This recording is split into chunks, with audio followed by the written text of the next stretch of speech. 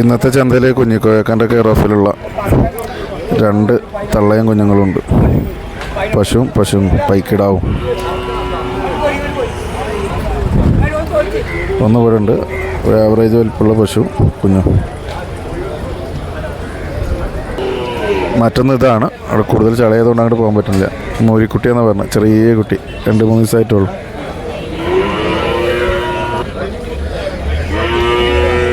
ഇത് ഇന്നലെ എത്തിയതാണ്.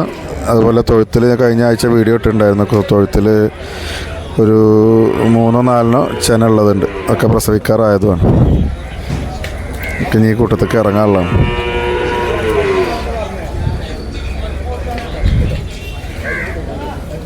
സാധാരണ പശുക്കളും ഉണ്ട് കേട്ടോ, വേറെയുണ്ട്.